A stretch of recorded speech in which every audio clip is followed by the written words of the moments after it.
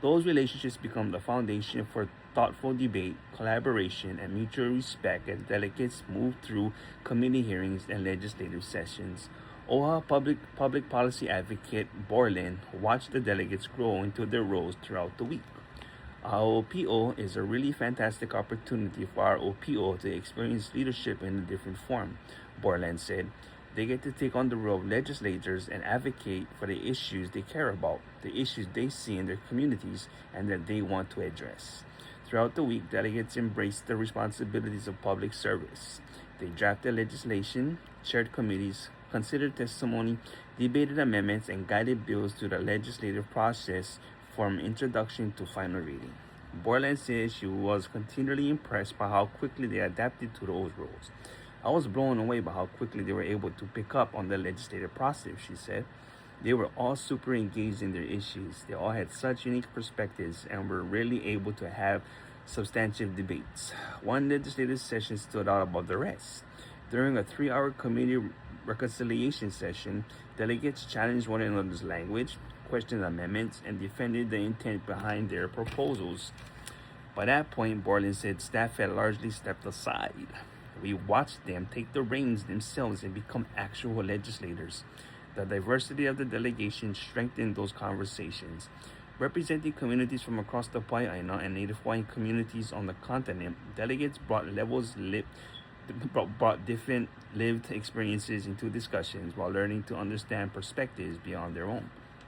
Every representative and every senator is from a different geographical area, and their responsibility is to represent the experiences of their constituents, Borland explained. We were able to replicate that because of the geographic diversity of the OPO. For many delegates, one of the most meaningful parts of the week wasn't speaking, but listening. To be with people my age that are so intentional, read through all of the bills and recognize even the tiniest things to amend, it really pushed me to be just like them, one delegate reflected. Another said watching their peers advocate so passionately for their communities fundamentally changed how they viewed the future of the Lahui.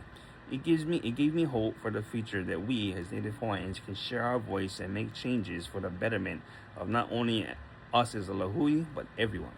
Yet, for many delegates, the greatest lesson wasn't parliamentary procedure, it was realizing that their voices belonged in the rooms where decisions are made. I realized that I have a place in all of this, another delegate said. I will be able to make a difference. I can make a difference, and I actually do have a voice. For Borland, the realization reflects the true purpose of the program.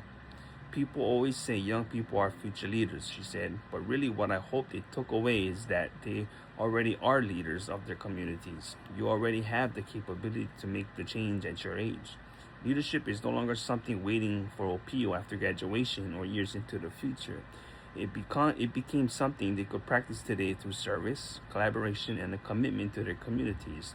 As one delegate reflected, we're always told we're the future, but this was a good opportunity to be put into action and really understand that we are that change and we are that future. That sentiment embodies the 2026 program theme, E Ho'ounu Ike Ala, Building Indigenous Futures. Ho'ounu describes the careful work of placing stones together to create a path.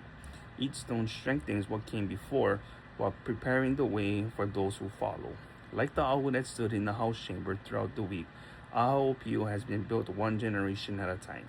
Since 1988, OHA has invested in Native Hawaiian youth through a program that challenges them to lead with ike, integrity, and aloha.